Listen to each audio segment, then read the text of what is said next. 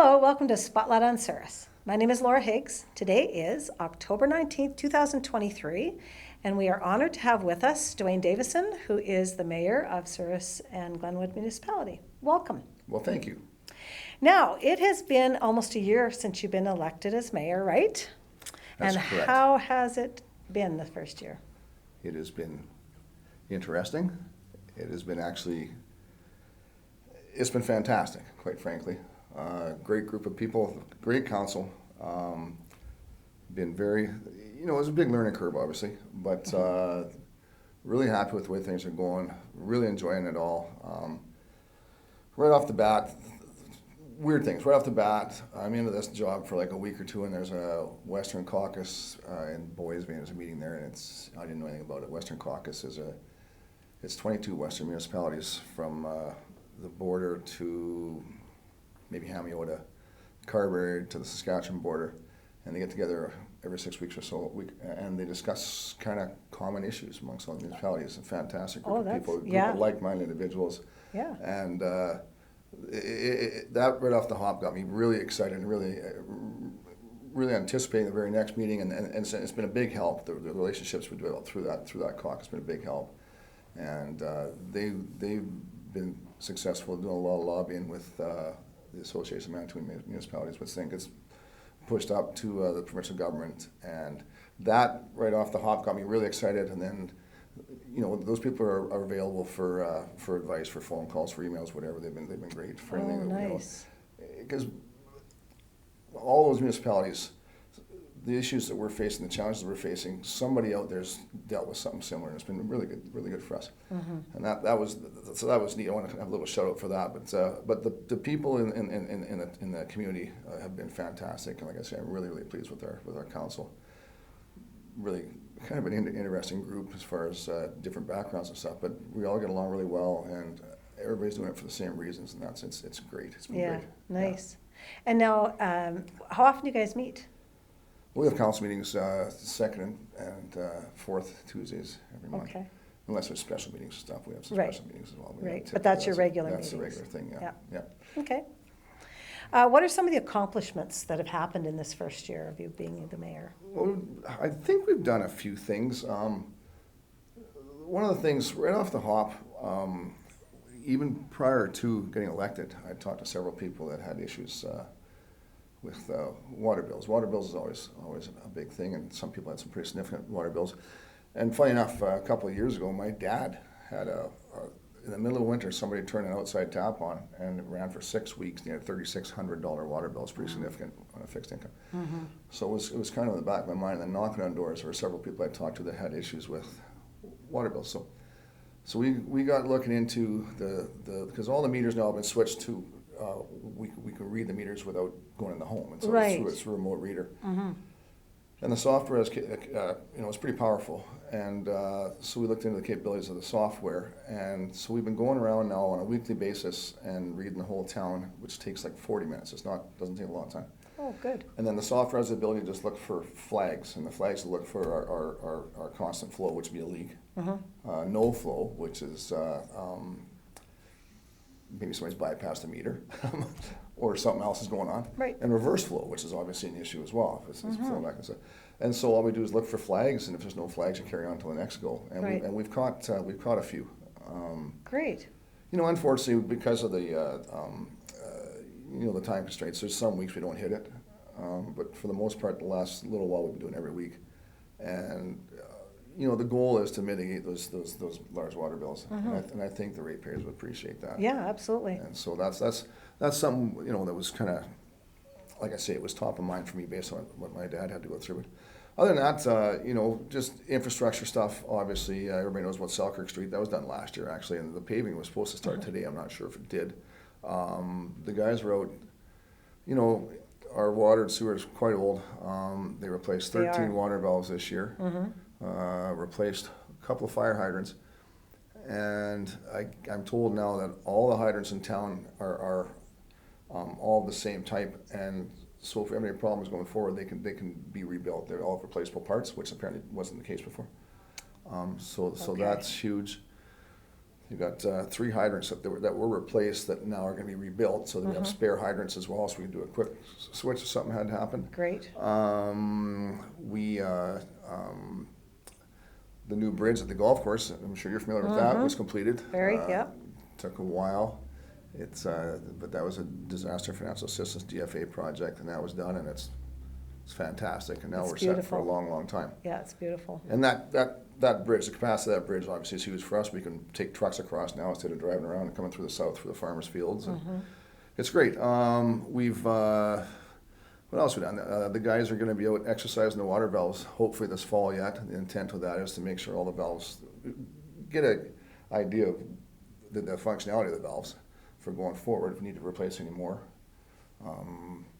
Because it's nothing more frustrating than they have to do a water shut-off for some infrastructure repairs, and they go to close the valve and it doesn't work. Right. Or they exercise and it leaks, and then you got a bigger problem. So trying to get a handle on that. That's another thing in the last year we've done is interesting. We've sold a pile of commercial lots in the northwest of town, and we decided to make a change. Those lots were 50-foot lots, and they were for commercial industrial. 50 feet's not really sufficient, so we changed the lot size now to 75 feet. And, it's been a big uptake on that. Good. So we're going to get some more space now developed for that.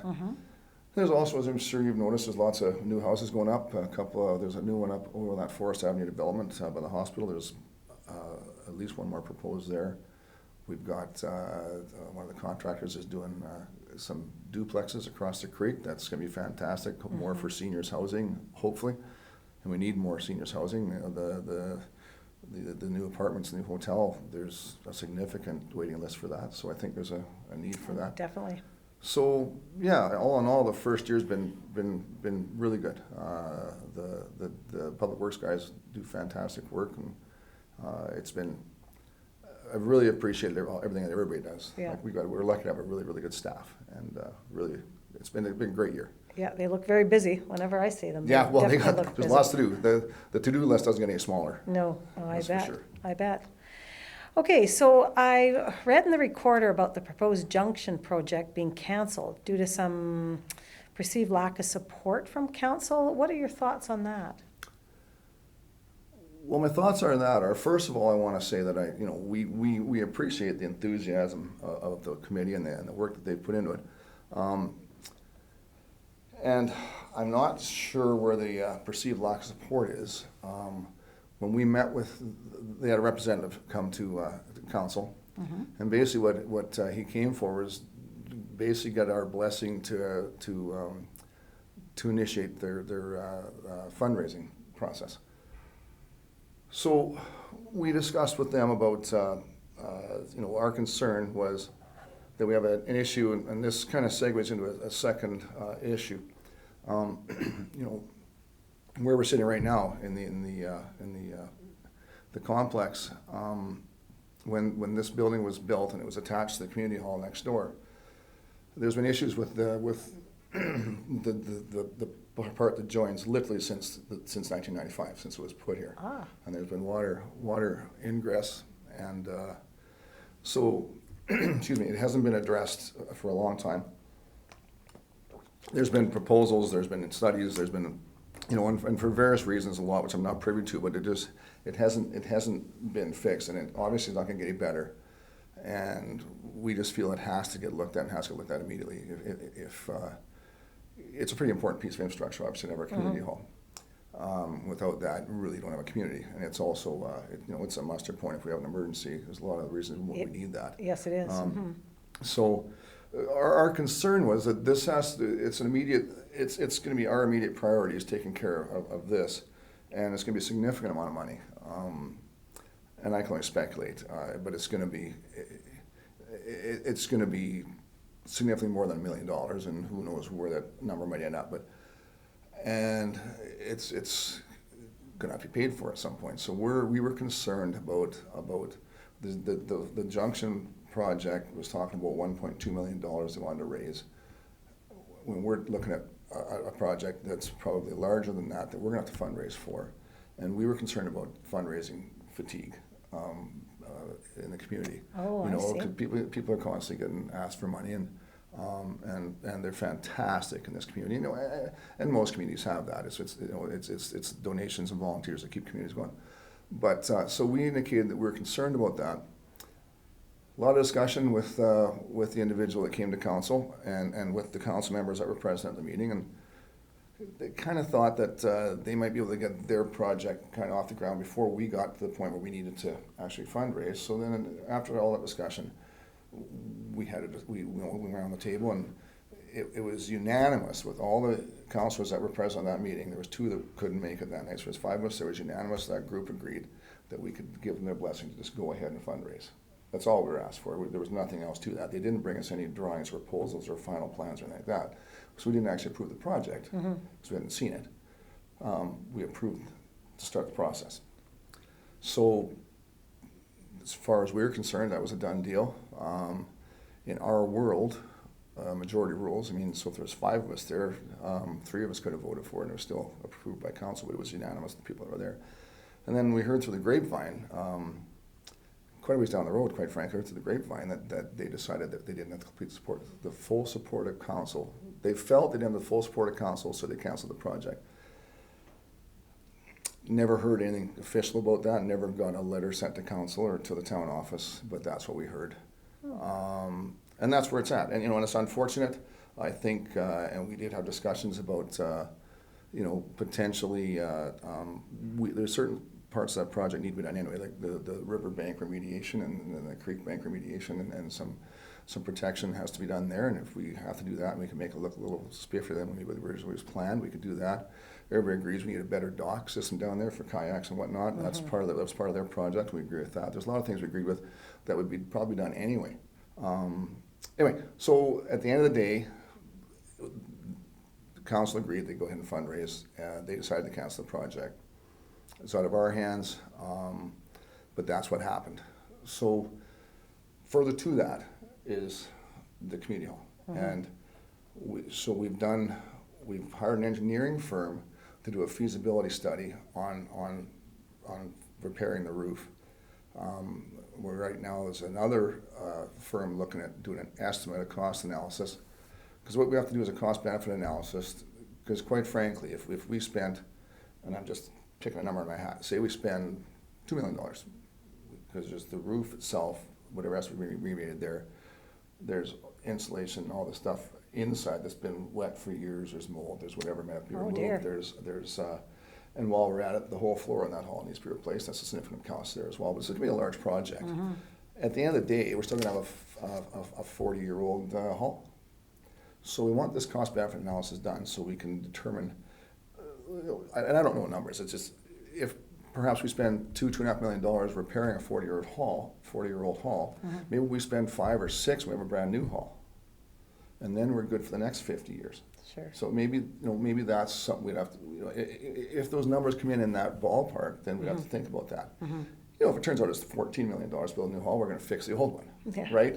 But we don't know that so we don't want to proceed. It's no different than having an old car. There's a point where you spend more money than the car is worth. You perhaps go and look at a new car, and that's what that's about with the hall. So. Yeah. That's a long answer to a short question about the junction thing, but it's all tied in with the hall, and that's kind of where our concerns came from. Sure, okay. Well, thank you for that answer. Why are there signs on the road west of town that say no trucks allowed? Well, what on the gravel roads? That's a good question. Yeah. Because, and it's a big deal. We had discussions at council about all the bridges crossing the creek west of town, and they're all quite old, and trying to make long-term infrastructure plans and funding requirements, et cetera. The bridges they had signs that unrated bridges, so they'd never been rated for loads. To our knowledge, we don't know when the last time was they're inspected, so we decided we better hire a firm to inspect the bridges, because we wanted to find out what the life expectancy of them was. And there's 4 different bridges out there, so the anticipation was they would say Bridge A, might have 6 or 8 years left. Bridge B might be good for 20. Bridge C might be good for 25. Bridge D might be, and we could make a plan to start replacing bridges or repairing bridges going forward. We couldn't do that without any kind of analysis done. Sure. So they came and did the analysis, And it turns out every single one of those bridges does not have the structural capacity to handle today's loads, like the large farm equipment, the super bees full of grain, the semis with bales. None of it. They can handle passenger vehicles only. Really? Every single one of them. So instead of having to worry about maybe progressively replacing some bridges, and we have several years to work towards that, none of those bridges is safe to drive on with any kind of load right now. So you're scrambling, trying to avoid a catastrophe. Yes, we basically. are. And the issue is, and people will say, well, geez, we've been driving over those bridges for years with those loads. Well, yes, they have. Our problem is we now have this in black and white that they're not considered safe for those loads. We have a liability issue at that point. We can't allow Because those you type know of loads that on there. information. Exactly. And secondary to that, which is something I don't know how you deal with it, we're fairly certain that people are still driving out with big loads. And if they don't fall through the bridge, and then therefore we know who it was, and they end up paying for the bridge, they're going to continually degrade those bridges and bridges and eventually perhaps make them have a catastrophic failure. And that's going to cost everybody money. So You've done it, due diligence and put signs up. We've done our due diligence to try and stop traffic. We're going to have a public meeting here in the next week or two to discuss with affected ratepayers what our plan is. And what our plan is near term, obviously, is to stop the traffic on those bridges. We're going to maintain, there's alternate routes northwest of town to get to Highway 2 or to 250. We're going to maintain those routes and maybe build up a couple to make sure they're okay. And then have to look forward and try and figure out what we're going to do to replace the bridges. Because even with the repairs that the engineering firm proposed, it wouldn't get them up to the standards we need to get these loads across. Oh dear. And the total repairs for the 4 bridges was very high, hundreds of thousands of dollars, and it wouldn't get us what we need. Yeah. So we're not going to spend money repairing bridges and not get the load capacity. Exactly. So ultimately, probably we're going to have to replace 1 bridge, maybe 2 bridges. We're not going to replace all 4. That's just not going to happen. It's millions and millions of dollars, and the only way we can get money for such a project is by asking yourself, myself, to shell out more dollars, and that's just not going to happen. There's obviously there's alternate funding available to assist, potentially through, grants and whatnot, but we're not going to replace all the bridges. It's that simple.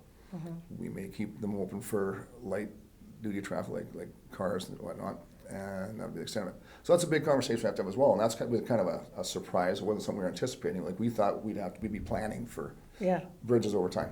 Yeah. So we got a couple of big projects to deal with in the next little while, and they're both kind of urgent. Right. I mean, the bridge issue for the most part is, it's an inconvenience if you don't have any of them, but people can still get around. But we'd like to at least have one on the northwest corner, and this one immediately west of town. We'll have to look at that as well. But that's why those signs are out there. Yeah. Like, stay off them. Yeah. With large loads. It's that simple. Exactly. Yeah. Exactly, for sure. Okay. So what is ongoing right now as far as projects or what you've initiated that will hopefully bear some fruit down the road? Well, one that's going on right now that's interesting, and I think it was in my newsletter in the springtime, the Crescent Avenue, the bank on the south side of Crescent Avenue, kind of across from Home Hardware. Oh, down into the park? It's been shifting, and I don't know if you noticed, like there's cracks in the sidewalk. The sidewalk's actually not, it's been moving, and the expansion joints are moving, and that's because the hills, is moving. It's migrating down. And so, we hired an engineering firm to KGS come out, and they drilled holes in there, put monitors in there so you can basically detect movement, and then they've come up with and this is a DFA project as well, and it's all started as a result of I think it was heavy rains. So they're gonna basically just bring in a whole bunch of massive amounts of dirt and shore up that bank to give it some strength. And so that's we'd plan on starting that subsequent to the camping season, because there's going to be truck and dirt in and out of the park. And they decided now they're going to start after freeze up, probably December, because it's not going to affect the work they do when the ground's frozen, and it won't wreck any of the park. Right. So that's going to be done over the winter, and then we'll have all that done. And Obviously, I would assume the final dirt work and planting of trees and grass will take place in the spring, but, so that's a big project that needs to be done. Would they have done any of that testing before the crescent was finished? No, they just put those in the spring. Okay. And they'll leave the monitoring wells in place and they'll monitor it going forward. Oh, good. So we'll know if there's anything moving and we have to address it. So that's a positive. The other thing we've been looking at, and I think I mentioned before, is we've applied to the province to have the speed limits changed on the two main roads in town. They're both provincial roads, so we can't arbitrarily change the speed limits. We have to apply for that. But Highway 2, it's very busy, and we've got 3 crosswalks there with kids cross them, several times a day, and so that's an issue. And every bit as large an issue is the main drag here, kind of from Chicken Chef heading south. We got a daycare there. We got all kinds of vehicles there. A blind parked corner. all the time, and then up over the town hill, the Yeah. grocery store, the hotel, cars parked both sides. People going back and forth. Yeah. Lots of them seniors are not exactly able to run out of the way of a vehicle. Mm-hmm. And so we want to drop the speed limit in the whole community to 40 kilometers an hour. And I mean, the residential streets should be 40, no more anyway. I don't think the Crescent, quite frankly, could probably be 20 kilometers an hour and still be a little quick. But so we've asked them to lower the speed limit for us, and it takes a tremendous amount of time. It's the provincial government. It's a bit of a bureaucratic monolith. We've with the previous government, we had several discussions with the Transportation Infrastructure Department, and they know our concerns. And they had hired a private firm to try and help them with their backlog. Still hasn't been addressed. Now it's this new government in place. Hopefully, they'll continue with that. I'm sure they will. The actual departments, the employees of the government don't change. So, but we'll be on them about that as well. We want that done sooner than later. Our concern is that, and unfortunately, it happened north of Winnipeg during the summer. There was a pedestrian that was struck and unfortunately died, and they changed that speed limit the next week. And we don't want that to be the impetus for a speed limit change in our town. Yeah. Right. Nobody's worth exactly, and that's losing. And I actually identified. I talked to the previous minister, and I said that's what we don't want to happen. Yeah. So we People aren't need worth some losing. action. So hopefully that's going to change. So that's on the. So yeah, what we hope to bear some fruit in the future. That's what we hope to bear some fruit. We want to change the speed limit in the whole town, and I think it just make it safer. They've changed a speed limit in 2 neighborhoods in Brandon down to 40, and they're really policing that really well. I noticed there was a petition a couple of years ago. Somebody had started a petition to try to get Highway 2's through to Souris speed limit dropped as well. Yeah, and that's part of this. Like Yeah. it's so. I think it's important. I mean, it's. Well, our kids are important. Exactly. And it's people busy are roadway now. important. Yeah.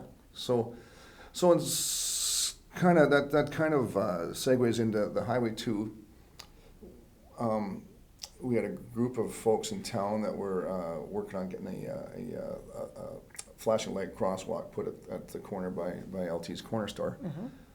And they'd actually done some work, and I even believe there's some fundraising done to get that done. But then the government came out and did a traffic count, and they decided that they would do the work and pay for it. It was all approved probably like July, but there's still no lights at the crosswalk there yet. So we're on their case about that as well, because that's busy. The kids are coming from school, and they're going to the 2 convenience stores, and they're cruising around, and that's a busy intersection. There's a lot going on too. As we pull up the stop sign, there's just stuff happening. So it would be a huge benefit for us. So that's hopefully that gets done soon. We were hoping to get it done this fall, and I guess fall's not over officially yet. So hopefully we can get that.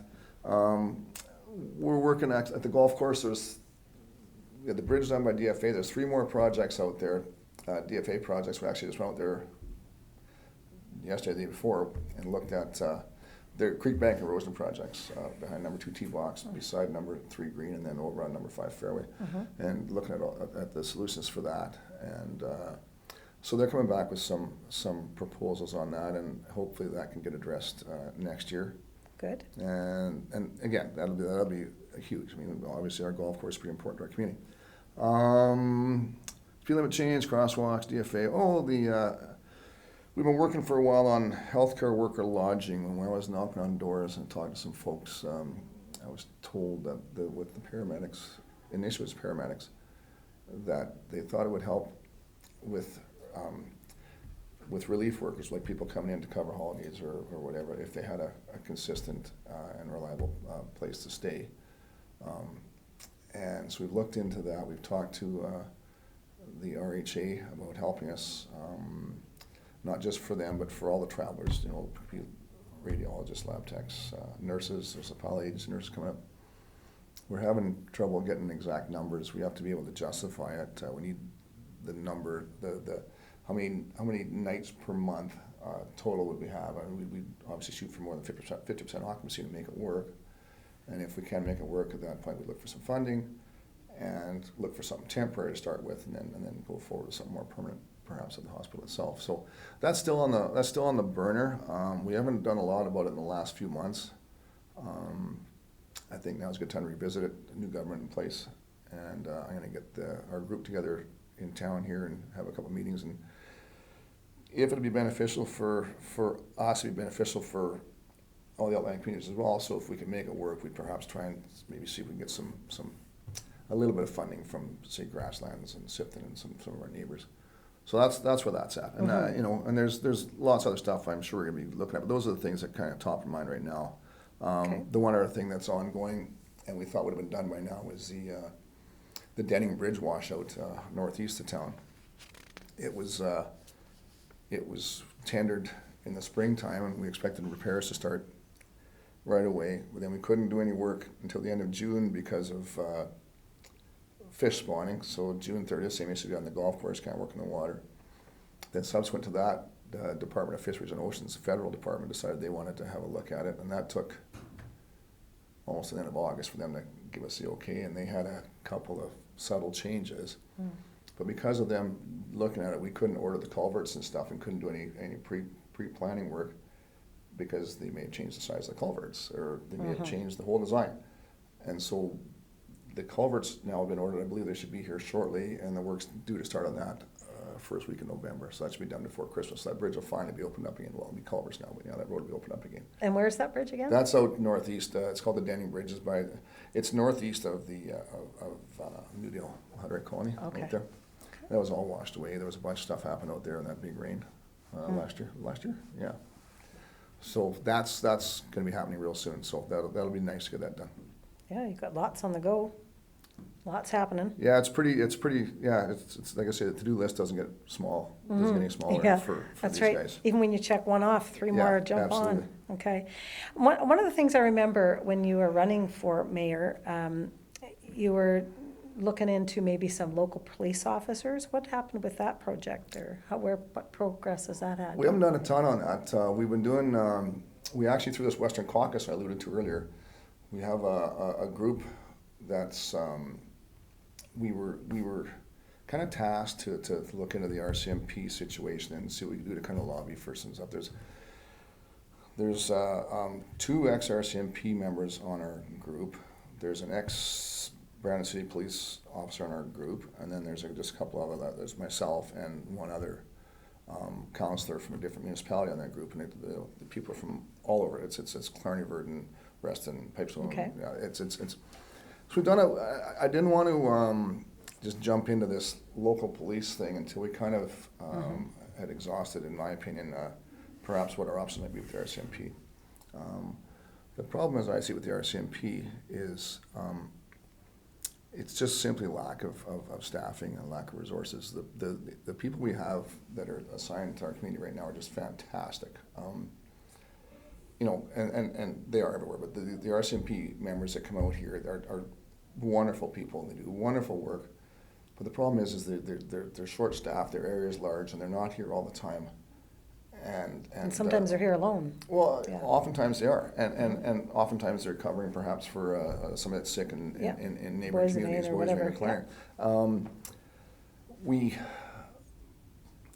I just feel that you know, all of our communities have issues. We all know what they are.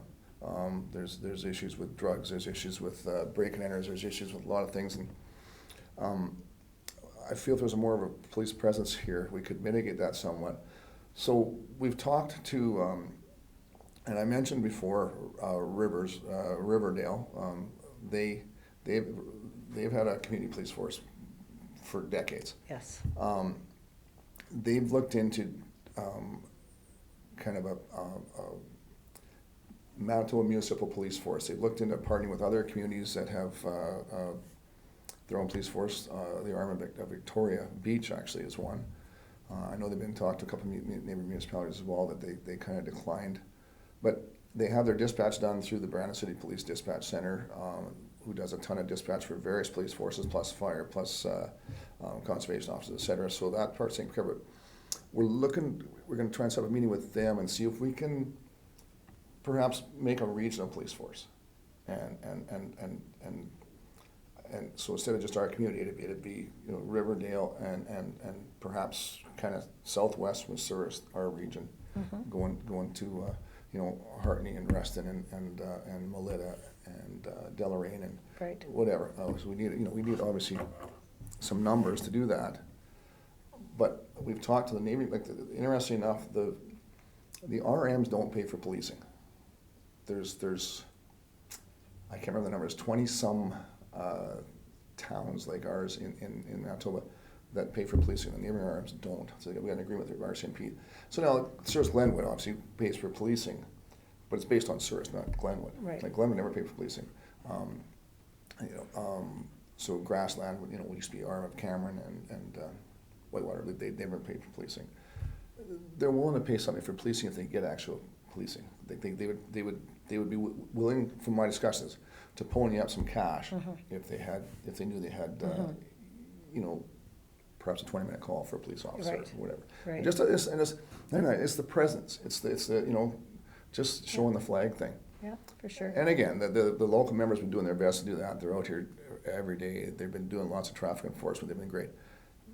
But then they go home at night, and I'm sure they're out here in the evenings too, don't get me wrong. Yeah. But we're just looking for alternatives and looking for cost alternatives. Yeah. And if we had a local police force, what would that enable us to do? They have now, they're called community safety officers, and they're trained to a certain level. Like St. Anne, for example, St. Anne has their own police force. They have these community safety officers that are able to do traffic enforcement. They can, I believe, even do DUIs, breathalyzers, that kind of stuff. I think they can do prisoner escorts, but the biggest thing we would need from them, they can do traffic enforcement and they can do bylaw enforcement. And they can do a lot of things that the RCMP don't have time to do. Yes. My concern, if we try to implement a community safety officer program right now with RCMP, is if these guys pull a car over on the highway and something gets a little touchy, they may not have support immediately available. So if you have a local police force, where you're pretty confident support is there, I'd be more comfortable having community safety officers in place. And they don't cost the same as regular members, and they work in conjunction with them, and they would take away a lot of the kind of, I don't want to say mundane tasks, but kind of routine tasks that those guys would otherwise do. And it would decrease our staffing required of actual trained police officers. So that's one of the things. So they go hand in glove, and we'd like to look into that. So that's where the policing is. A long answer, but it's very important. Absolutely is. Yeah. So hoping we can look into that and make it happen. And it's not a short-term fix. I read that the city of Grand Prairie in Alberta is they're switching from the RCMP to a city police force. And they've obviously done all kinds of homework, and they've got it kind of in place now. It's still a 5-year process from the time they're ready to pull the trigger. I'm sure. So if we look at this, we could anticipate it's going to be anywhere from 3, 4, 5, maybe 7 or 8 years before we can actually put it in place. But we'll So see. if we did something like that, would the RCMP then, would they back off on how many members that they assign here? We wouldn't have them assigned here. They just wouldn't be assigned here. They'd be available for, same as in the city of Brandon. If there's major crimes or something that they need They're support, brought in they're on there. the, They're okay. there. Okay. Yeah, so these, we wouldn't have our CMP members assigned here if that was the case. So, and it's a touchy subject, and it's something that when very. it comes down to once you do our research, it's going to involve obviously a series of community meetings, you know, and hopefully more than 12 people show up. Right, So it has to be the community decides that. right. You know, that's not something that I'm going to say, hey, we're doing that. That's right. But I'm saying, hey, I think it's worth investigating. Yeah, it's a huge decision, though, if we Oh, were absolutely, absolutely, yeah. to transfer over to the other police force, Yeah. then, Yeah. and then RCMP is still 30 minutes away, because there'd be a detachment in Brandon. There's still. always people in Brandon, Yeah. exactly. Yeah. But their area goes from Carberry to, like, the Blue Hills, Carberry to our area. And They they can do, be yeah. anywhere in there, any major accidents, whatever. There's issues with that. There is, yeah, they can be a long ways away. Yeah, yeah, absolutely. I feel the same as with ambulance and EMS people. Well, and that's an interesting segue that I forgot to mention. You know, the EMS thing is a big deal. We've talked to the province about, because there's a shortage of EMS, of PCPs, primary care paramedics. The College of Paramedics has determined that you have to be a PCP to drive an ambulance. So you have 2 PCPs in an ambulance. So what we're saying is, well, and this started before me, don't get me wrong, this isn't my idea, that why can't we have what's called EMS? It's a lesser trained level of paramedic. It's right now a 120-hour course gets you that. And, you know, they can't, you know, do like IVs, that kind of stuff, but they can, you know, obviously it's a fairly extensive course. It's not like it's an emergency first aid case, of course, it's deeper than that. But why couldn't an EMS drive the ambulance and have a PCP with them, and they can sit in the back of the patient? And the secondary part of that, what we're proposing is, why can't you make this EMS qualification, why can't you turn that into like an apprenticeship where they can put in so many hours, get a little more, go a little more schooling, so many hours, where, you know, maybe in 2, 3, 4 years, then they're a PCP. And they can do that, through a program perhaps at ECC, which we're looking at, and they don't have to leave. Like, people aren't going to leave Souris or Melita to go to Red River in Winnipeg and spend I don't even know what it is, 12 months become a paramedic. It's not an option for a lot of them. So to get rid of this staffing gap, if we could have these EMS folks driving ambulances and on offsetting our shortage, all of a sudden you've doubled your capacity with the people we have. Secondary to that is also the same training, but it's called MFR, which I think it's medical first responder, and it's firefighters, volunteer firefighters have the same training, and they have the ability to go. Like right now, a volunteer firefighter goes to an accident, even with all the first aid training, they can't even give somebody their puffer they might have in their purse. They can't give them a pill they might have that they need to take, because they're not allowed because of the rules that the College of Paramedics has applied. So we feel that with a little bit of collaboration and a little bit of give and take, that we can get through this. Obviously, everybody would like to have the most qualified people that possible if they have an accident.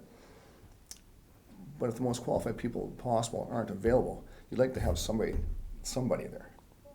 And right. so that's our goal with that. So that's a weird segue into the ambulance thing I forgot to mention. But yeah, Yeah. EMS is a big deal. The second part of that is we've got ambulance folks and we've got RCMP, both that are doing, like ambulance guys are leaving Souris and doing patient transfers in Winnipeg, and they're gone sometimes for 24 hours. Yep. Then you call an ambulance, well, they might come from Killarney, they might come from Verdun. But what if they're doing patient transfers? RCMP are taking people that have mental health crises. They're taking them to perhaps Health Science Center in Winnipeg. They're not allowed to just hand them off. They have to sit there with them. They might be there for 24, 36 hours with them. And so then make a phone call to the RCMP, they're not here. So these things there has to be a solution to that. And there has to be willingness from all the colleges and from the province to work on that. And perhaps that's having people better trained in the hospitals how to accept these patients or whatever, I'm not sure. But yeah, there's a lot of things. It's a lot of moving parts, and there's just simply not enough people. Absolutely. Even if we were fully staffed with paramedics and fully staffed with RCMP in all our communities, these issues of patient transfers and patient escorts would still cause a great deal of problems. Yeah. Absolutely, for sure. Yeah, I understand that. After being a nurse for 41 years, I certainly understand that. Yeah. So what can we expect for the town of Souris in the next several months? Well, a few things I wrote down I'm supposed to mention. One is anybody watching this to know that the The school tax rebate checks are coming out, so expect those the next few days. We actually got ours today because people are asking. Me too. So another thing that's going to be happening soon, I believe they've already ordered, the fire department has ordered a new side-by-side, which is for rescue use. Significant amount of money, and it was all, there's no municipal money went in, it was all done by donations and by fundraising. Wow. So it's tremendous. Good for them. We've got our new website, should be up and running here in the next several days. I would commit to several weeks, but several days we're hoping. We expect it to be done before summer, but it's coming, and that's going to be significant for everybody. It's going to be a lot more user-friendly and intuitive.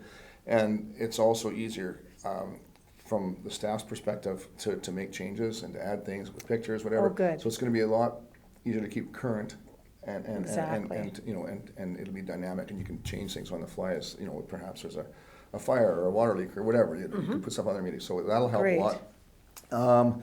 We've got obviously infrastructure projects will be ongoing. You know, water and sewer, our infrastructure is old, and same as we did on Selkirk Street, we'll be budgeting to where's the next water and sewer that has to be upgraded, and we do that. We'll do the whole street at the same time. Right. Significant cost of that. So that's obviously as budget permits. With the hall and the bridges and everything else, there's going to be some interesting conversations the next several months as we go through our budget. There's up by the school, right in the corner by the school, there's been drainage issues there since we were kids before. And we'd plan on fixing that this fall, never got a chance, never got it done. So that's gonna be done early next year to take care of that problem. We've got ongoing drainage. Rural drainage is an issue, it's always been an issue. And one of the issues is a lot of our ditches haven't been maintained, so we're doing a lot of ditch clean out and stuff to try and help that. The second part of that is just we get calls all the time about drainage and proceed to legal drainage, and just so people know that that's a provincial issue, that's not a municipal issue. It's the provincial government issues permits for that stuff, provincial government monitors that stuff, provincial government enforces anybody that goes against the rules. So with that, we try and make people aware that it's not us. And you give them the right information to call the right people. But we've talked to the government, again, the previous group, about the fines for illegal drainage. They were literally a couple $300. It wasn't much. It was like people spend more than that on groceries now, and it's not going to discourage anybody from doing any illegal drainage. So they've agreed to increase the fines significantly, and